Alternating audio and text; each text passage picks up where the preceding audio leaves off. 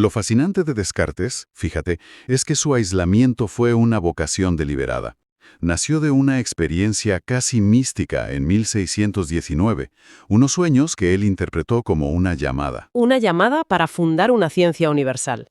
Exacto, y lo abrazó por completo. De hecho, llegó a escribir una frase increíble. Jamás he encontrado una mujer tan bella como la verdad. ¡Wow! Esa frase es increíblemente reveladora. Desde luego, Nos dice todo sobre sus prioridades. Y las fuentes mencionan su vida en Ámsterdam. sí, y lo describe de una forma asombrosa.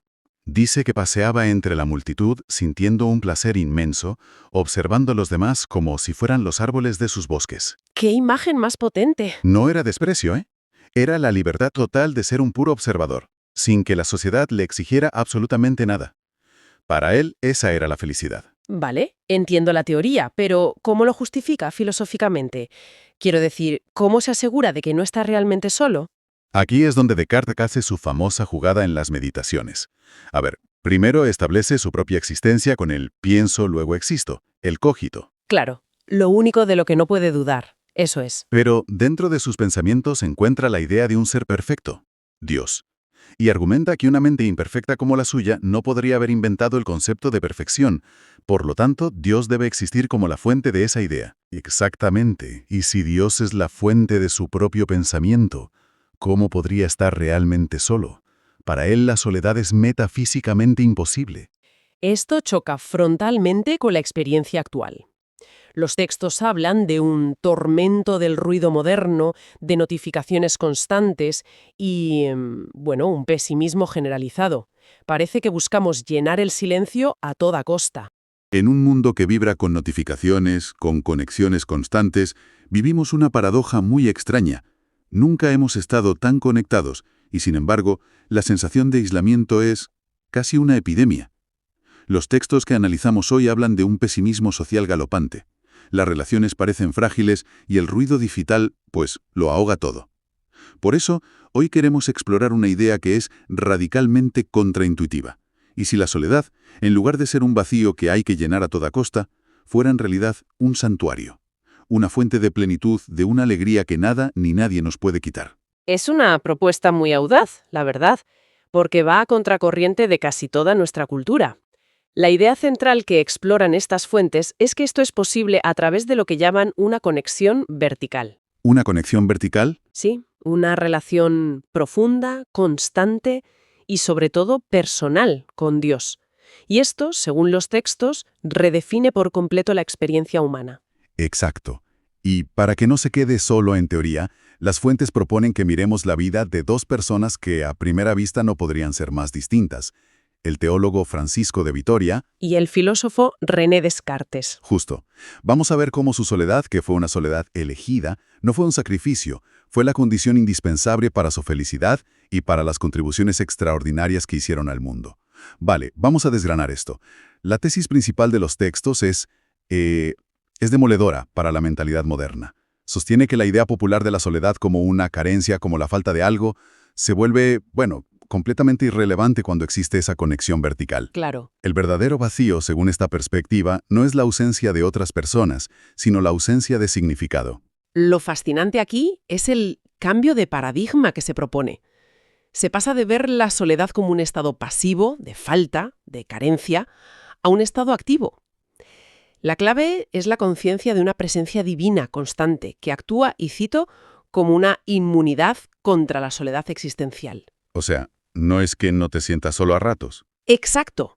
Es que la estructura fundamental de tu ser se sabe acompañada. Me fascina esa idea de una soledad que no es pasiva, sino que está trabajando, que es creativa. ¿Hay algún concepto clásico que describa esto?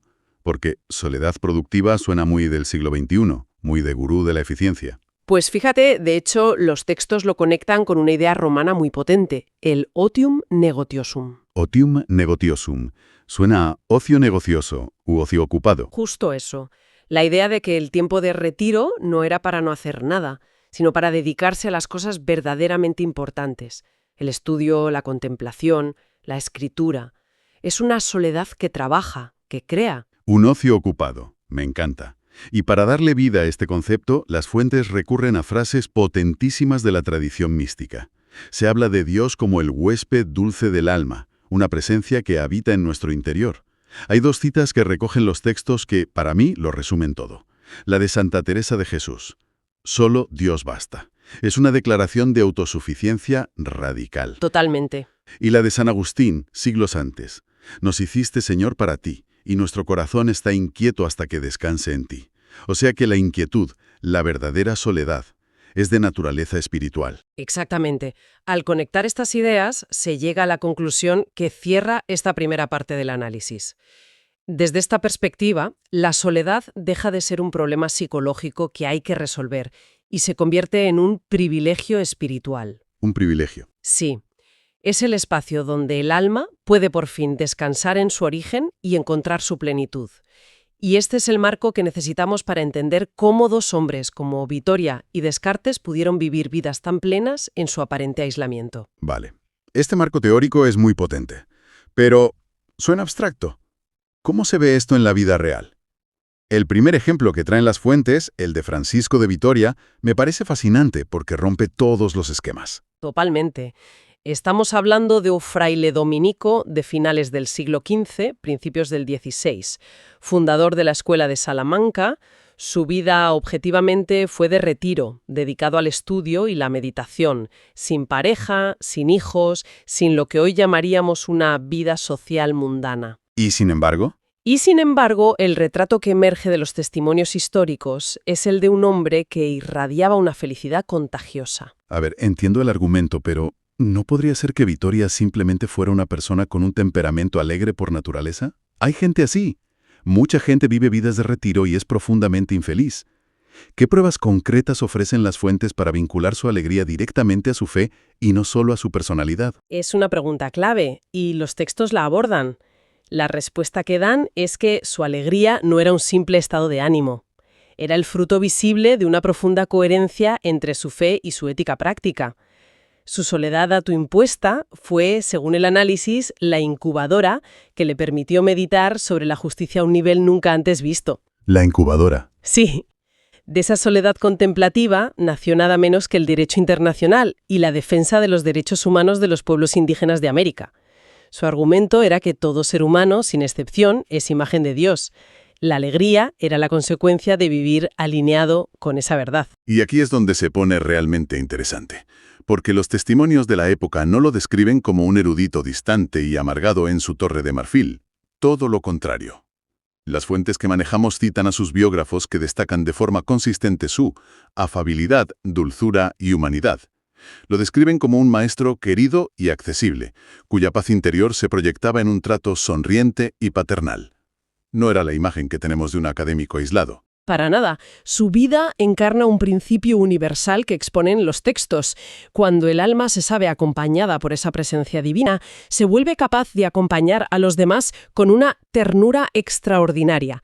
La alegría interior no se queda dentro, se desborda en obras de justicia y misericordia. No es casualidad que las fuentes lo conecten con Santo Tomás de Aquino, para quien la alegría genuina, la más pura, nace de la unión del espíritu con su bien amado. Vittoria vivía en esa unión, y su vida pública era el reflejo de esa plenitud interior. Es una idea muy potente. La soledad como motor de la justicia social. Es completamente contraintuitivo. Ahora, la segunda figura, René Descartes, me genera aún más curiosidad. Vivió un siglo después de Vittoria, y su caso es, si cabe, aún más llamativo. Buscó activamente el anonimato, la tranquilidad, pero no como una huida del mundo. Era como un acto de devoción a su misión. Conquistar el conocimiento. Su historia tiene un punto de inflexión muy claro, que los textos marcan como el origen de todo. La noche del 10 de noviembre de 1619. Descartes tiene una secuencia de 3 sueños visionarios que él mismo interpreta como una llamada divina, una revelación del espíritu de la verdad. Lo describió como un auténtico Pentecostés personal. En esos sueños vio una pregunta escrita en un libro, Quid vites secta voriter, es decir, ¿qué camino de la vida seguiré? Y sintió que el Altísimo le respondía, dándole la misión de establecer una ciencia universal. Esa experiencia lo llenó de un entusiasmo y una alegría que lo impulsaron a aislarse las siguientes 2 décadas. Y los testimonios de esa vida solitaria son fascinantes. Hay citas directas de Descartes en las fuentes que ilustran perfectamente su estado mental. La más provocadora quizá es cuando afirma en una carta que la verdad le producía un éxtasis tan profundo que, y cito textualmente, jamás he encontrado una mujer tan bella como la verdad. Es una frase tremenda. Sí, hoy en día le lloverían las críticas en redes sociales. Pero te da una idea de la intensidad casi obsesiva de su búsqueda, ¿no? Pone la búsqueda intelectual solitaria por encima del afecto humano más intenso. Absolutamente. Y está también esa descripción maravillosa de su vida en Ámsterdam, que le escribe a un amigo. Explica por qué ha elegido esa ciudad bulliciosa para su retiro. Dice, podría quedarme allí toda la vida sin tener que ser visto por nadie. Y añade que disfruta de caminar entre la multitud con total libertad, porque no considera a los hombres que ve de manera diferente a como lo harían los árboles de sus bosques. ¡Qué imagen tan brutal! Por un lado, suena increíblemente liberador poder observar el mundo sin ser parte del drama. Pero por otro, suena un poco frío, casi sociópata, ¿no? Realmente lo describen como una experiencia positiva. Sí, para él era la libertad absoluta. Disfrutaba de ser, en sus propias palabras, anónimo con un placer inmenso. La soledad social era para él la condición necesaria para poder pensar sin interrupciones, para entregarse por completo a esa verdad que tanto amaba. Un momento. Aquí me pierdo un poco. Tenemos a Descartes, el padre del racionalismo puro, que parece encontrar el éxtasis en la verdad, en la ciencia, casi como un fin en sí mismo. Suena muy secular.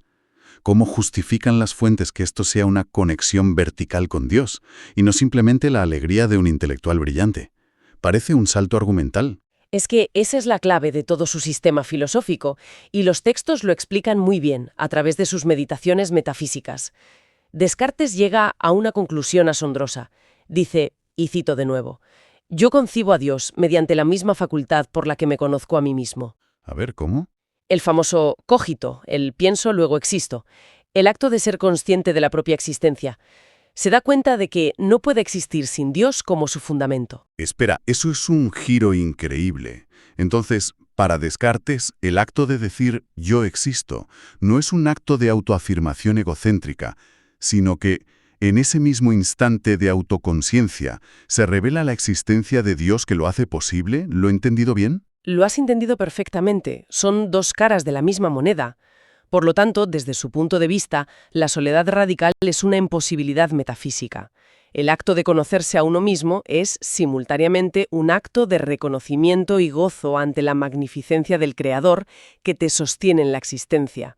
En ese sentido, coincide plenamente con la tradición de San Agustín, quien se encuentra a sí mismo, encuentra a Dios.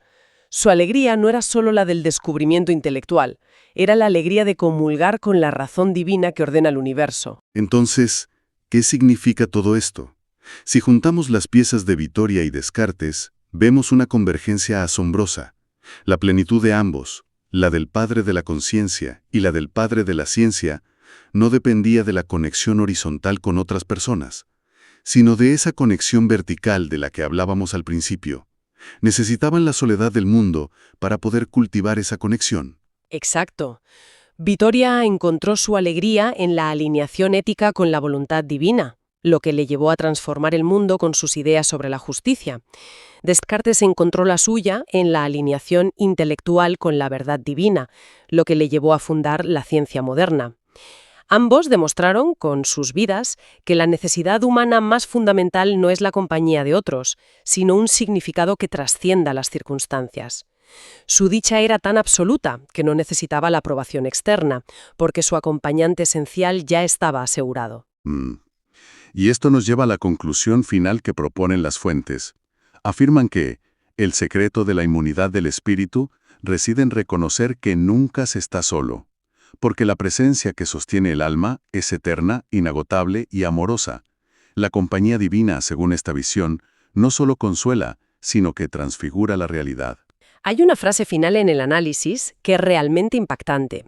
Dice que quien descubre esta compañía deja de buscar sustitutos, porque descubre que aquello que llamó soledad no lo era nunca, sino la antesala del encuentro para el que fue creado. Es una redefinición total de la experiencia.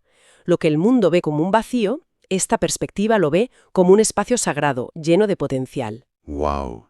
Es inevitable contrastar esta idea con el mundo moderno. Los textos describen nuestra era como un enjambre incesante de notificaciones, un pesimismo colectivo alimentado por un diluvio de malas noticias. Exacto. Y es importante señalar que los documentos no proponen este camino como una solución universal o una receta mágica para todo el mundo. Lo presentan más bien como una alternativa olvidada, un sendero discreto, como lo llaman, para quien busca algo más que el ruido constante, para quien siente que la conexión permanente no está llenando ese vacío interior. No es una crítica a la vida social, sino una invitación a explorar la vida interior. En resumen, hemos visto cómo la soledad puede ser transformada, de una carencia que nos aterroriza a un santuario que nos fortalece. Y hemos visto en las vidas de Francisco de Vitoria y René Descartes dos testimonios históricos de una alegría profunda que no dependía de las circunstancias externas, sino de una conexión interior. Uno la encontró en el amor a la justicia divina, el otro en el éxtasis de la verdad divina. Pero ambos necesitaron el silencio para poder escuchar. Es una perspectiva que, como mínimo, nos obliga a cuestionar nuestras propias asunciones sobre lo que significa estar solo y lo que realmente necesitamos para ser felices. Te deja pensando, desde luego. Totalmente. Y para terminar, los textos nos dejan con una idea para reflexionar.